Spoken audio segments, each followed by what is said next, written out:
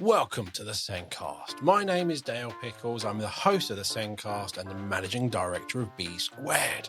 If you are a new listener, then welcome to the SENDcast. The aim of the SENDcast is really simple. We want to reach lots of people and help everyone learn more about special educational needs and disability.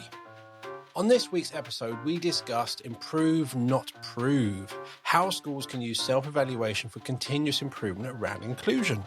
I was joined by Maria Dawes, the CEO from Schools Alliance for Excellence, a school-led company that provides school improvement, curriculum and leadership development for schools in Surrey and other local regions. And we had a really good conversation around inclusion, what inclusion looks like.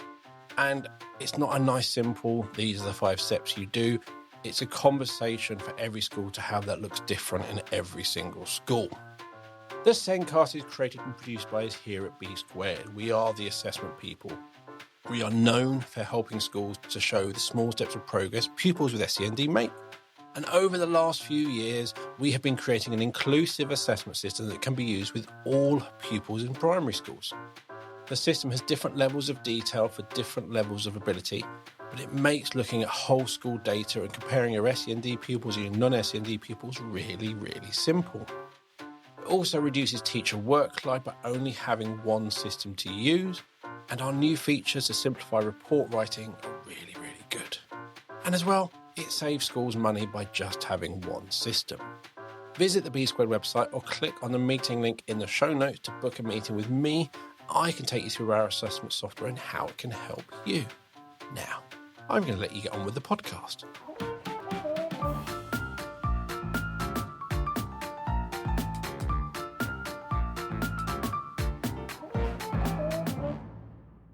In this week's show, we're discussing Improve, Not Prove, how schools can use self-evaluation for continuous improvement around inclusion. My guest is Maria Dawes. Maria is the CEO from the Schools Alliance for Excellence, a school-led company that provides school improvement, curriculum and leadership development for schools in Surrey and other local regions. Maria believes strongly in equity of opportunity and inclusion, and her previous roles include a number of senior leadership posts in schools, Senior HMI and Deputy and Regional Schools Commissioner. Welcome, Maria. Hello, Dale. Lovely to be with you. Looking forward to this. Inclusion is a big focus for schools, local authorities and government. It's almost going to be the buzzword for 2025, I think. But before we dive into the self-evaluation, how inclusive are schools right now? How much work is there to do? Gosh, that is a huge question, and I think the $1 million question. I think I'd start by saying that schools are working incredibly hard to be inclusive. That's my experience. We've got 400 state schools in Surrey and a whole raft of independent schools, and also a huge range of early years providers and FE colleges. And I think a real focus is inclusion and trying to be inclusive. And I think there's a number of challenges, and I think that what's really clear with everything that's coming out through the DFE is that they're going to have to be more inclusive. And I think inclusion's a really wide. It's a really wide definition. Are we talking about children with special educational needs? Are we talking about children who are coming from economically deprived backgrounds? Are we talking about children who are different ethnic minorities or anything, or any vulnerability? I think that schools are really trying, but I think there's a number of things that stop them. I think one is the availability of support from outside, and I think so it's those external factors and that external support, and we all know the stories and the challenges that local authorities have. There just isn't any money anywhere, particularly with a 150% increase in EHCP since we introduced them in 2014. I think that there is a need in schools to upskill some of the teachers and the staff, because the very great majority of teachers were trained before this was a real focus, where actually the training you'd have at doing your PGCE or your degree in supporting children with SEND was very minimal.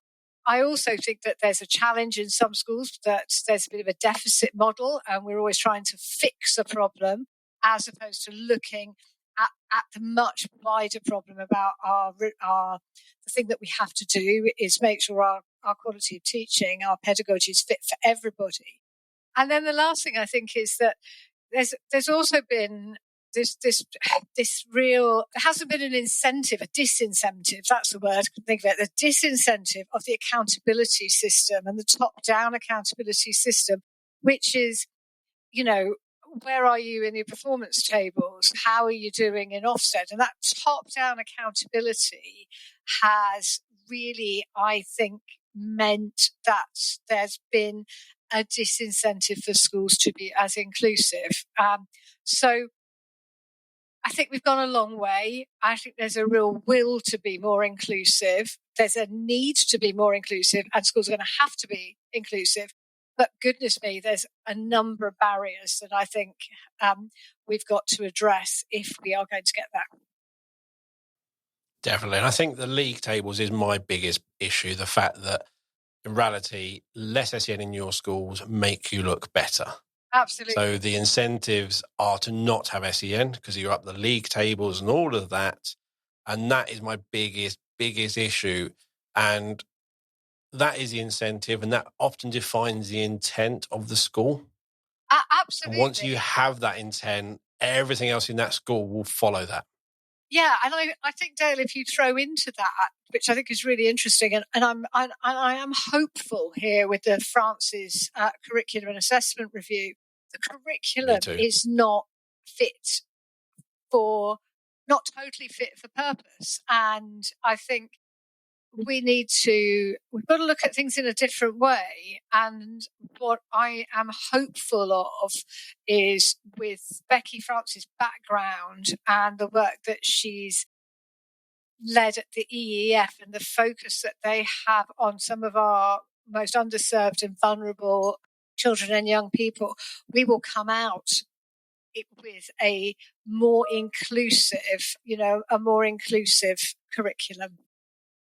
So at the time of recording this, which is mid-January, we're hoping by now, when this comes out in March, we will have some form of announcements from maybe the interim curriculum and assessment review. And hopefully that when you're hearing this, there's been lots of amazing good news and everything's going to be fixed.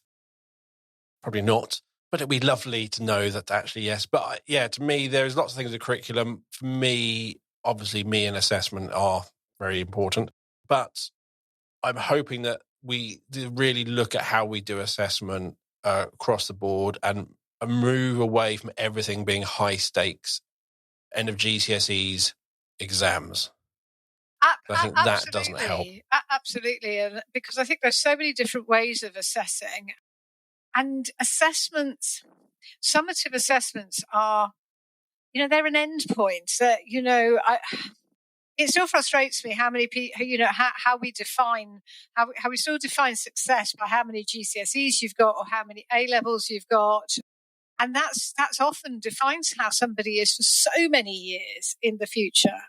And it's a snapshot of a particular thing.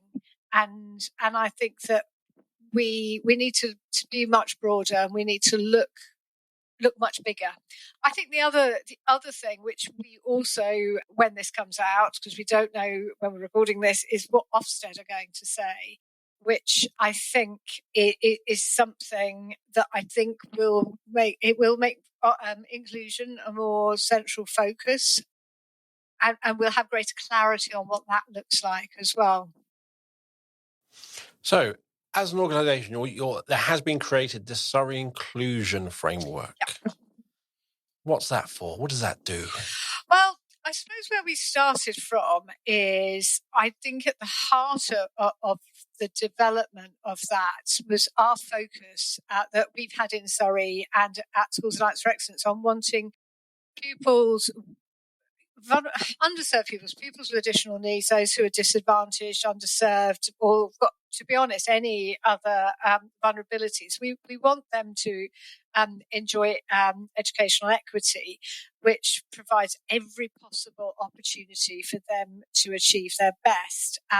We want it's right at the heart of what we do. We want everyone to have chances and choices as they move forward into the next stage of their education and life. And I suppose when we were thinking about it, we know that at its best, we sort of have combined that with the knowledge that at its best, robust self-evaluation supports continuous school improvement. And so what we've done is bring those two things together around inclusion. I think we worried quite a lot that regardless of what Ofsted say, actually we want to place the power back into the hands of head teachers. So what our inclusion framework does is it supports schools to engage in really rich discussions, a rigorous and robust self-evaluation around inclusion, which then in turn allows the leaders in schools to give them the freedom to take the responsibility for their own actions. So it's not about saying, in terms of self-evaluation at the moment, most schools are led by what Ofsted says. And that then leads to sometimes, as we've already mentioned, perverse incentives. Now, we don't know what Ofsted are going to say, but we shouldn't be hanging around waiting for them. We should be saying, we know our schools best. And so what we decided is that we wanted a framework to give schools and leaders and governors the ability to do that. So the development of the framework was led by the fabulous Kenny Wheeler, who is our inclusion lead. It goes beyond the Ofsted framework. We identified 9, what we've called them dimensions, nine dimensions, which are wider than the Ofsted dimension. So we do look at the current Ofsted bits of intent and implementation and impact. But, for example, we've got one of the dimensions is the effective use of teaching assistants. That is so important. One of them is around provision mapping for disadvantaged and SEND children and young people. One is about how schools work with parents of children who are vulnerable. And so we developed a number of questions under each of the 9 dimensions for schools to look at. And schools then can evaluate themselves against those, from whether they're beginning to whether it's embedded. And that's just really the beginning. The questions are there really to get conversation going.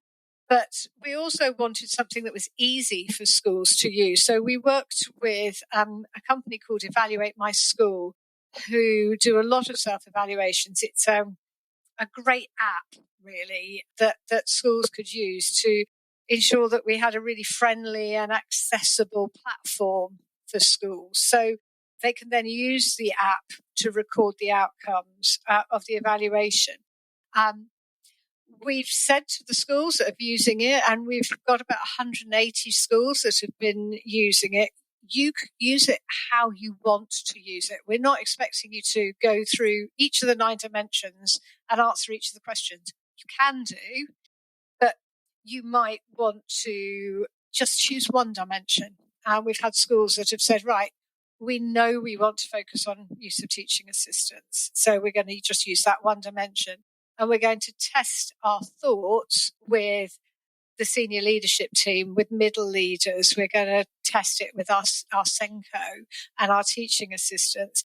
And then that starts those conversations going and then helps the school to identify where their strengths are, what needs to happen next, and then to have the really rich conversations about and what do we now need to do to action plan. That's a quick whiz through what we've been doing. We have developed a guide because we sort of thought, gosh, that's quite a lot to take on. So we've developed a guide, and we've also got some case studies which we've been working with schools. Well, we worked with a number of schools and asked them to write case studies, including a special school, including a MAT, primary and secondary, to see where we go with that. So with inclusion, I think what everyone would love is you to give them a 10-point checklist of do these 10 things and you'll be inclusive. And that just will never exist. Nope. Because what inclusion looks like in school A is not what it looks like in school G or P or T. It's going to be completely different. But across all those schools, you're going to have some common trends, which are probably your dimensions, that these are the areas you need to think about. But even in each of them, what within that dimension, what that looks like will be different for each school, depending on what the challenges are, the type of need, the type of pupils, the build. There are so many factors. So you can't give them a very prescriptive, this is what you need to be. It's about having a framework which allows you to have the conversations. It structures the conversations. It allows you to reflect on where you are and talk about and going, actually, we're not doing great in this area, or we feel. What can we do? And it therefore gives you an area to focus on and work on. And it might be that you're reaching out to other schools to see what they're doing, or it might be, actually, we can't really improve this area because of this. Cool. Yeah. How can we overcome that? And it might be a bigger, longer term project. I think it is. I think it's huge. Inclusion really is. It is huge. And I suppose if I'm going to be really honest, I think something that I worry a lot about is that I'm a little bit worried that we'll get Ofsted. Well, we will get Ofsted coming actually, and we're going to have Ofsted, and Ofsted are going to suddenly say, this is our definition of inclusion, this is how we're going to measure it, and then that's what schools are going to be measuring against, and they're going to be trying to meet those criteria. And I think what's really important, and this is where our principles come, is that I think so. Three things really for me that are really important. One is putting together a framework which promotes discussions, really deep discussions, which gives clarity around what's making a difference and what will make a difference in your own setting. I think we wanted a framework which gives leaders the freedom to take responsibility for their own actions. And at the end of the day, and I feel very strongly about this, schools should be the experts of their own setting. Because as you said, it is the school, not just you as the head, but you as the head, along with your senior leadership team, along with your SENCO, along with your middle leaders, along with your teachers, along with your TAs, along with your dinner ladies, let's be honest, that they are the expert of their schools, and you live and breathe your school. So that's what, when we talk about improving, not improving, that's really where we're coming from, those three principles. Clarity around what will make a difference and what will make a difference in your context, having the freedom to take responsibility for your own actions, and actually being experts in your setting. I'm hoping Ofsted will not define what or how it looks like, because I think as soon as they do that, people will try and fit to that mold. And I know Ofsted have learned from this in the past when they say, this is what a good lesson looks like. Suddenly everything became that good lesson and where the teacher stood. I remember questions going, if it's a good lesson, should I stand in the front of the classroom or where should I be? And I was literally going, surely you kind of know from your style. And once Ofsted say something, people will then follow that. So I'm hoping Ofsted won't, but I'm also hoping that people out there won't go, this is the answer on how you make your school inclusive. Just do these 5 things. And then people will go, oh, if I do these 5 things, we're inclusive. No, that's not how it works. No. And my favourite... Oh, go on. Yeah, I was going to say there are a few... we know that there are certain things that there are certain things that you can do. And, we know that if what we want to do is make our schools more neurodiverse friendly, for example, there are certain things that you can do. We know that there are certain things you can do. For example, if you want to be more dyslexia friendly, for example, or, which little tricks, if that, I'd call them tricks, but really important things like, the colour of your PowerPoints, for example. And there are things that you can do, but it doesn't make you fundamentally more inclusive, because inclusivity is a culture. You asked the question, Dale, right at the beginning about are our schools inclusive? And I think that they're on a journey, but actually, it's for me. For me, success is always about how well you do for your most vulnerable children and young people. And if you and that can be a real mindset shift to actually say, right, we're going to come in at the bottom and make sure that our culture supports everybody upwards, rather than say we do it all for here, for these children, and for the majority, and then we'll ping them up. We'll do a bit of remedial work, and we'll fill in the gaps where there's missing bits. We'll do that bit. Yeah. So my favourite definition of inclusion is how the students feel. It's not how much you do. It's not the way you do it. Do your students feel included? And so when it's not Ofsted you've got to be worrying about, it's your students in your school. Absolutely. Do your students, do the parents of those children feel their child is included? Are they thought about? Are they are the things on school trips, school plays, the playground, the lunches, the lesson? Is that child feeling part of it? Or are they going, oh no, I don't do that. Why? It's just the way it is. Yeah. Are there things like that's the bit that's going to define it? Yeah. I suppose I would say it's how well everyone feels they belong. It is about belonging. And I know I'm sort of jumping on a bandwagon, but I do think it's about belonging. It's true. And we did I worked last year with secondary heads. So we've got 58 secondary schools, state secondary schools in Surrey. And 6 of them were involved in this. That they did called it a belonging and inclusion survey, and we had about 20,000 responses across the schools. And one of the questions we asked, and it was mostly year 7 to 10, but also some year 12s. We sent it out just after the year 11s had gone on study leave, but so mostly 7 to 10. And the majority of the students, one of the questions was about how well they felt they belonged, and the majority did feel that they belonged. However, there was still a sizable minority of children that didn't feel that they belonged. And there'll be all sorts of reasons for that. And you can break it down into whether they were girls or boys. And we were looking at it from protected characteristic perspective. So ethnicity, sex, sexuality, etc., etc. But you can do the same with any sort of vulnerability. And that's the question: how well do all your children feel that they belong?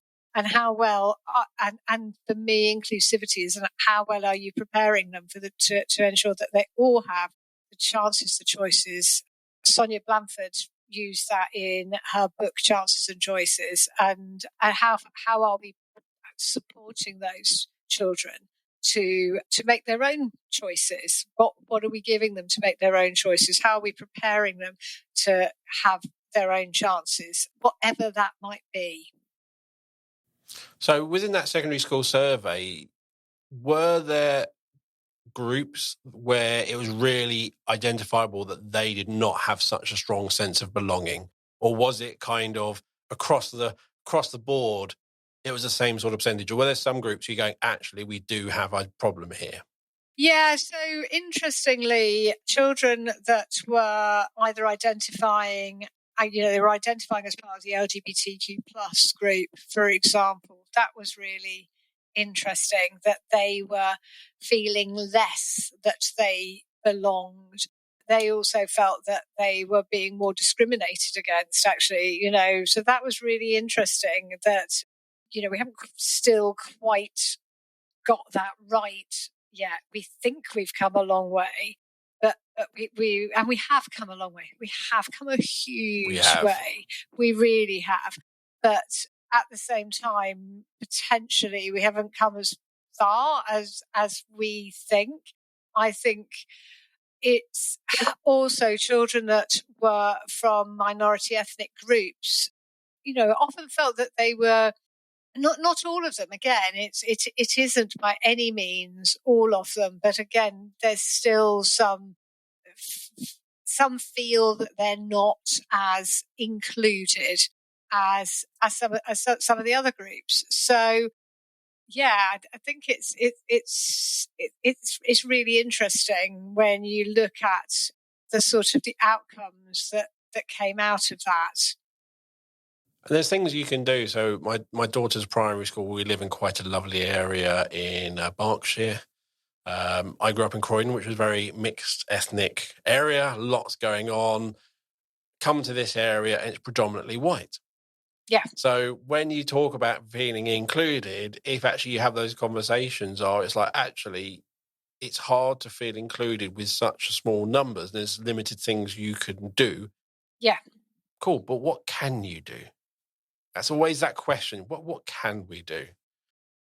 I think there's lots of things that we can do. We can. I think it depends on what the groups are, but I think it's all it.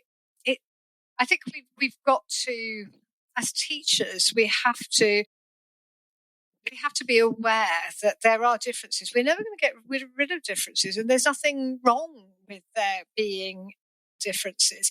But I think we have to be able to. We have to be able to be understanding of that. We have to be. We have to be allies. I think we've got to explore what it's like to be in a different vulnerable group. I don't think we understand that. I think if I take one of the biggest vulnerable groups that we have in Surrey, well, it's still not huge, but it's one of our biggest challenges for our outcomes. It's children that come from poorer backgrounds, children that that are identified as disadvantaged. I don't like the word disadvantaged because I think it's a very, very deficit model, but children that are living in economic poverty. Now, I'm not sure we really understand. I think we've got to get over that our lack of understanding of those children, and we have to be able to be their allies. We have to make sure we support them. If we're talking about, in terms of inclusion, if we're talking about ethnicity, it is little things such as making sure that we have a diverse curriculum. It is about making sure that we haven't erased the history, of some of the awful things we've done in this country. It is about celebrating their difference and it is about. One of the things that came out that I was quite shocked about in our sort of belonging survey was that too many children and young people didn't feel that they knew how to report any times there was some sort of discrimination. It might not have even been a massive discrimination, but they knew exactly how to do it. They just didn't feel that they didn't think it was worth it, if that makes sense, because they said nothing's going to happen. And so we have to be able to make sure that everyone knows, not only knows the process, but also knows that feels that it's a worthwhile process. And I know my daughter at her school, secondary school, has kind of seen things reported or reported things, and it kind of been dismissed by someone else. And it's like, if it gets dismissed, you won't report it. And it's that culture of actually that person, it was discriminatory. That was said, that did happen. It shouldn't have, and that will have an impact on someone. It will. And one of the things that we've been doing, actually, we did last year, it's been really brilliant, is that we worked with a charity called Diverse Educators that is led by two fabulous people, Benny Cara and I can't think of the other person's name. Anyway, it'll come back to me in a sec. And we worked with 20 schools where we had the head plus somebody else, and we were working with them to become sort of innovative and sort of champion diversity leaders, diversity and inclusion leaders. So that's been really brilliant because it included things like giving how to give your staff the skills to challenge discrimination in any form, that, when things are said in the wrong way. And that's not just about sort of ethnicity. It's not just about children from different sexual orientation. It's also about that vulnerability for children that are living in poverty. It's about challenging when somebody in the staff room says something like, well, yeah, Dale didn't do so well, but what can you expect? He comes from the estate, or hear that all the time, or oh well, what did you? Yeah, Dale's done really well. Look, he's just done it, but that's brilliant, given that he's got a special educational need. And how I think that's what I mean by changing the culture. But to change the culture, you have to give people the skills to be able to. Does that make sense, Dale? The skills to be able to say something. It's also there's that tone you're taking. So that what you talk about there makes me think of my daughter hates anything around neurodiversity week or autism acceptance week at her school, because generally they are focusing on more impacted autistic pupils who might be wearing ear defenders, can't socialize, are at home, struggle with things, and then say, this is autism. Yeah. Anyone who does more than this with autism is amazing. And it's such a negative picture. And there are people in their school who have a diagnosis of autism going, that's not me, that's nothing like me. My daughter does not want the fact she is autistic shared with the school because of how people in the school see autism and how they champion it and go, oh, you're autistic, you can't do this stuff, but well done, with a big thumbs up type thing. No, my daughter is great at things and struggles at things. She just needs a bit of support where she struggles without being belittled or anything, just met where she is and supported. But don't you think, Dale, that if you take one of the things that I've always thought with special educational needs is that, whilst we only have about 4%, and it's increasing, of children, 3.5%, 4% of children with EHCPs. And then there's another sort of 12, 15% of children that are identified on SEND support, SENK, whatever you want to call it. I think if you just take that EHCP cohort, the diversity within that, the huge difference.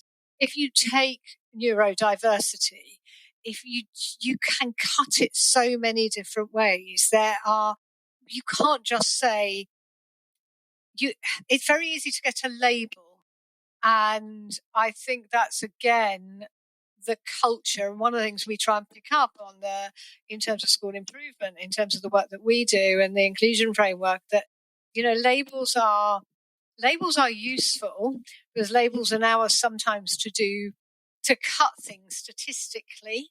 I'm a mathematician. I started my life as a secondary maths teacher. I love a bar graph. I love a histogram. I really do. However, actually, it masks the reality, and I think that's why this is so complex. I think it's so complex. But I also think that when we think of SEND, we always think of low attainment, which is kind of, they need support with their education. But neurodiversity isn't always in that group. No. And that's the weird thing with neurodiversity. They go, oh, there's this number of SEND. Yeah, but actually, if you do the counts of how many dyslexic you're likely to have in your classroom, how many autistic pupils, how many ADHDers in your classroom, there's more, but that's not SEND. It's not. Some of them will be SEND, but some of them will need support in other ways. And so it's not really a SEND inclusion. It's a neuro-inclusive. There are so many different ways, but we focus on SEND, but it's like, no, there's more than the educational needs. Yeah. And I think you can take that. You can take one of the other definitions we have for SEND, which is SEMH. And, I think what I find interesting is if you unpick the acronym social, emotional, and mental health, it's beyond me how we use that as a definition when we all have social, emotional, and mental health. And our social, emotional, and mental health changes on a day-to-day basis. And my mental health today is different to that yesterday. And there are things that, come in. And some people's SEMH needs they're so environmental. Was talking to a fabulous head at Epsom Downs School, and we were talking, and she, for example, she was telling me it's 3 form-entry primary school. It serves a challenging demographic. She's got 40 children in her school who don't have their own bed. It's not bedroom. They don't have their own bed. And for those 40 children, that is something that's impacting on their social, emotional, and mental health. Of course it is. If you've not got your own bed, if you're in that circumstances. So is that a SEND issue? I don't think it is a SEND issue, but it's still an inclusion issue. It's still, the chances are, I suppose the other bit, I'm wittering a little bit, but the other thing is that because of the social environmental issues that are causing some of these children to have additional social, emotional, and mental health challenges, that then can lead to lack of engagement in schools. That then it can often lead to behaviours that are challenging and that our staff don't know how to manage. That in turn can lead to the child starting to get behind, not make as much progress as they should do. They start to not make progress as they should do. For example, maybe their reading's not as great, or their writing, or their maths. And then the next thing, they're being assessed for a special educational, for an EHCP, when actually that's not what they need. They need to have their social, emotional, and mental health needs understood. So we at SAFE, and actually in Surrey, are really passionate about this. One of the things that I think is making a real difference is we were quite lucky in that we bid. So SAFE did this. We did this alongside a group of schools, and we bid to a fund, mental health investment fund, and we were successful in getting £500,000, which we're now working with Nurture UK. So we've got just over a quarter of our schools actually working on, having sort of 18-month training on becoming a much more nurturing school. So where they get to use the Boxall profile, they get trained on the Boxall profile, and they get it for free actually for the 18 months, so they can identify the social, emotional, and mental health needs of some of the children that are displaying more challenging behaviour in their schools, and then they can put an action plan and they can train their staff in how to deal with that. That is bringing us back around to how do you make schools more inclusive. And one of the things that Anya at Epsom Downs is doing, and she's been doing this for quite a long time, is being really successful in integrating these children, including their children, becoming more inclusive, so these children actually can start to thrive. And when they start to thrive, then they can start to learn. Then they're in school, their attendance is better. Then they're learning not just academically, but they're learning socially as well. So I think that's how we develop our inclusive schools.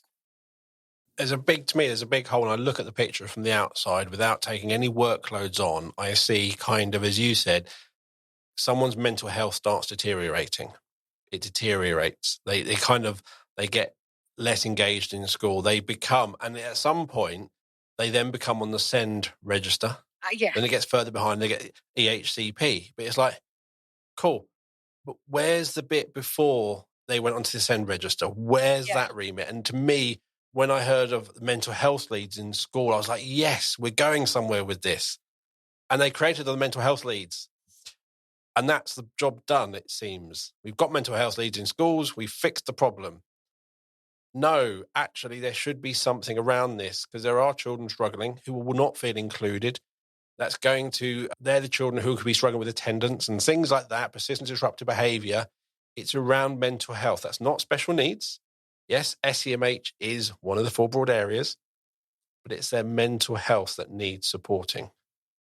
I agree, but I also think it's got to also be, all of those things have got to be holistic in the school. And Yes. I don't know whether you'd agree, but I think too much of the time, I think there's too much pressure put on SENCos. Our SENCos are under such pressure. I think it's the most amazing job you can do. I think it's probably one of the hardest jobs that you can do. And at the moment, our SENCos are struggling under the burden of so much paperwork, and everything's coming back to them. Whereas actually, it's not solely their responsibility. It's not just if you have a mental health lead in a school, that's not going to solve your problems. It's got to be holistic. It's got to be whole school. That's the really key. That's the key of this. This is a whole school approach. It's everybody thinking inclusion first. Inclusion first. What can we do to ensure that we break down those barriers so that you know that picture that we always have and that so many people use of the children trying to peer over a fence. The fence. And one way is to sort of, you make sure that you have blocks of different sizes so they're all level. Actually, for me, it's the next picture that sometimes we don't always see is just rip down the fence.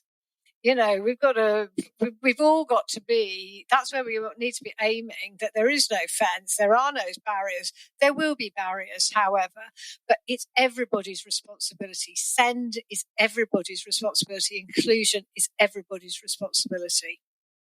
And I think that thing of it's kind of waiting for the SENCO to pick up some of these things, which is just increasing their workload. Yeah. There should be that mental health should be proactive and going, and people should be thinking about mental health and going, actually, I've got a child in my class who's really struggling. And something is done when that is noticed, not when they fall academically behind, that they then get picked up with SENCO. Yeah. We know early intervention works. We know all these things. The stats are there, but we're still not doing it for mental health. No, we've got to do it for all of them. And mental health is a huge bit. But you see, the thing is, if we don't all do it, it's not going to be sustainable. And I think we've also got to get our head round. It's a really difficult thing, actually. I've really changed. If I'm being really honest, this is my 40th year in teaching. I'm not that I'm teaching at the moment, but I started teaching 40 years ago. And I'm sort of thinking what I learned then is very different. The way I would do things very, very differently now. But it's changing a mindset. It's changing our thinking. It's realizing that the things that we, particularly with the pandemic, I think that the things that we would have done before the pandemic, which would have worked in our classrooms and would have worked for our children, are not working now. Those things, that's why we have to have, I think, a bit of a real reset. To have a reset, and I'm bringing it back to the inclusion framework, because to have a reset, you have to have a real deep understanding of what is happening in your school.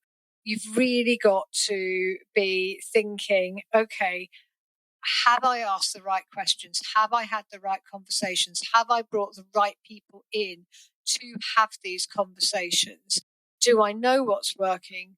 Do I know what isn't working? When I've identified not just what the symptoms are, but what the root cause is, what can I then do to move forward? I can only pick two, or I should in a school only pick 2 or 3 of those, because that's all that's doable, to be honest. Yeah. And then they've got to be a whole school approach that's got to involve everybody. It's got to involve the teachers. It's got to involve the teaching assistants. It's got to involve the other staff. It's actually got to involve the parents and the wider community. And I think that's what, for me, that's what's really important. And that, for me, is going to be a real challenge in the next few months, when we have yet again, an organisation like Ofsted, and I've been there, worked for Ofsted, supported led the development of a framework quite a few frameworks ago. But I know that there's a risk that we're then going to go back to just thinking about what Ofsted said, not necessarily making it, taking the responsibility ourselves, because we need to be accepting that we need to accept that we know best. As a head of in a school, as the staff in your school, they know the best. They know their context. Make those judgments, take control, make those changes. So one of my questions, you talked about doing this survey with all the schools in Surrey, and there were 56 schools, and there were secondaries. There were how many involved in the survey? There were in the second one, we had 36 in the first one, which was a couple of years ago, and 30 we had, So my question around that is, did the head teachers from those schools lead on it, or were they more facilitating? Because I think for one of these things, for inclusion to really work, I think your head teacher needs to be seen leading it, that they believe in it. It's not, this is just a bit of a project we're doing for Maria to make her happy. We're believing in it and we're doing it because we want the best for our children. Yeah, so would you say the heads were very passionate about it. So particularly in the second one, I would actually in both of them, they bought into it because they were paying for it as a phase council. So they all are in a group called the Secondary Phase Council, and the Phase Council will pay for it because none of this happens for free.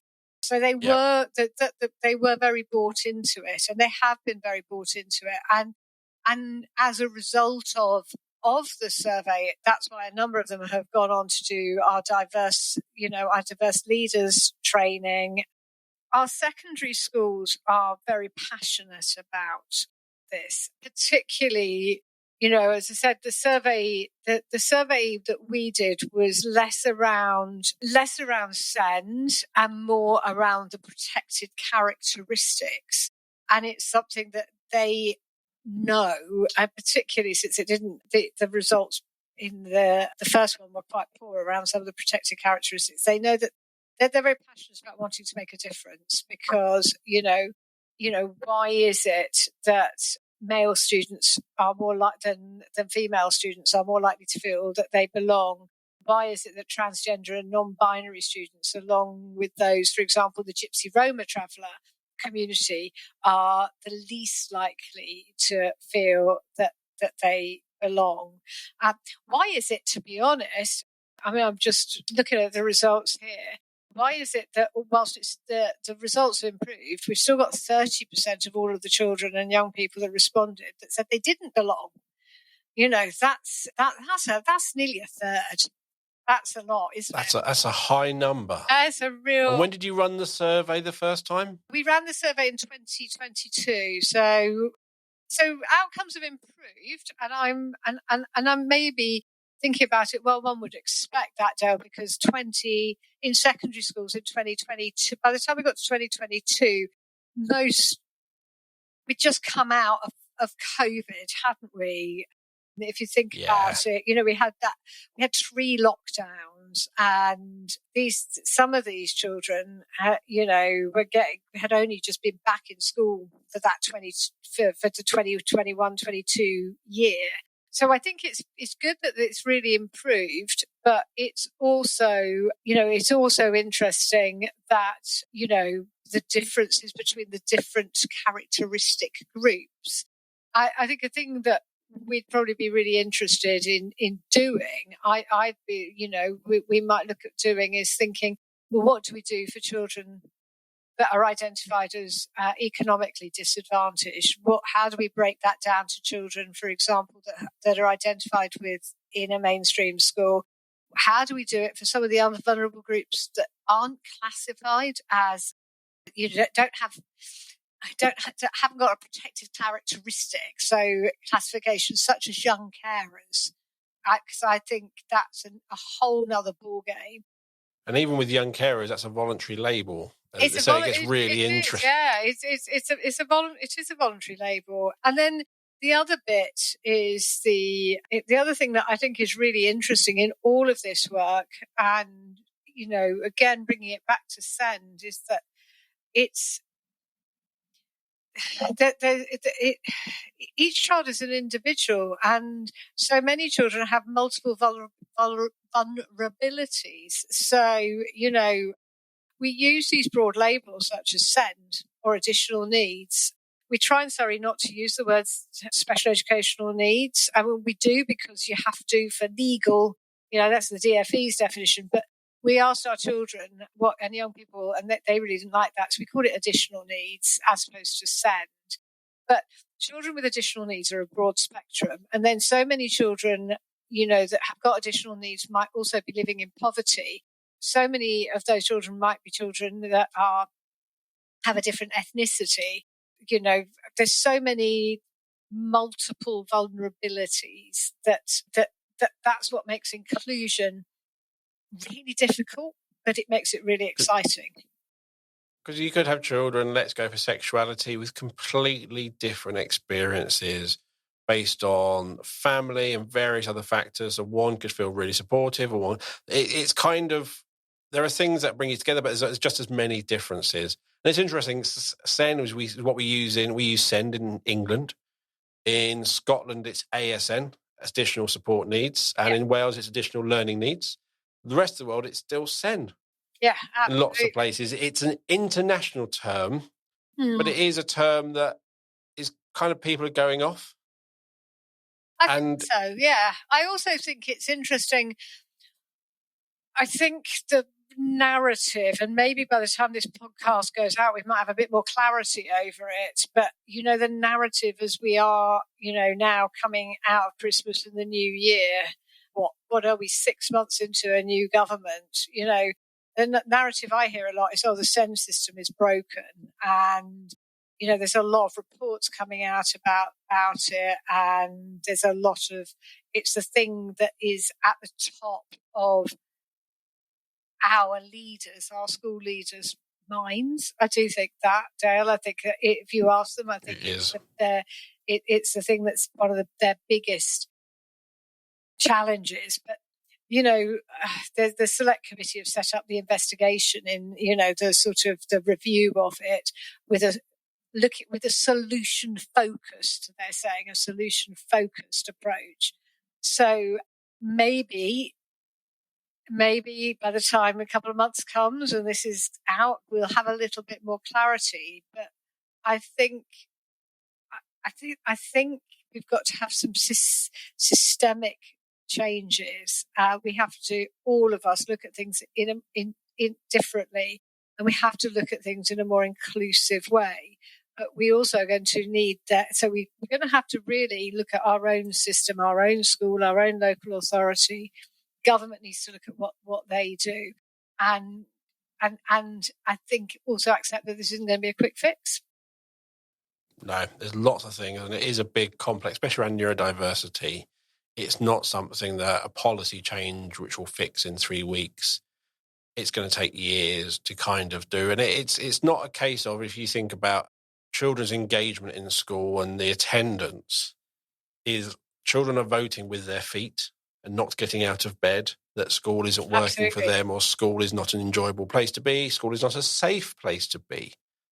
And rather than just punishing, we've got to literally listen and going, so what is it that has to change? What is it schools have to change to make those children feel differently about school? What can we do? How can we change? How can we meet the needs of these children better?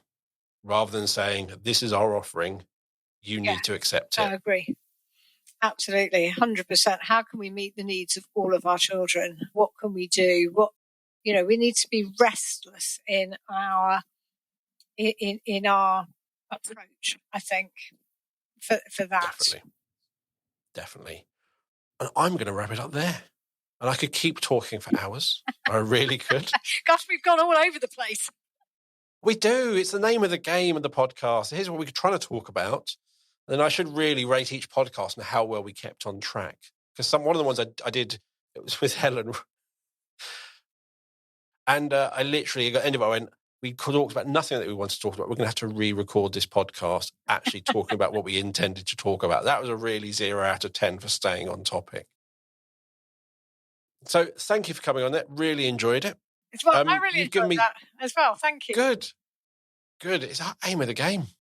You've given me some links to share. So information about the framework with the blog, and there's a vlog, and there's also contact details for the Schools Alliance for Excellence and so on the LinkedIn page and stuff. And you'll find the show notes, as always, wherever you listen to the podcast or on the SENDcast website.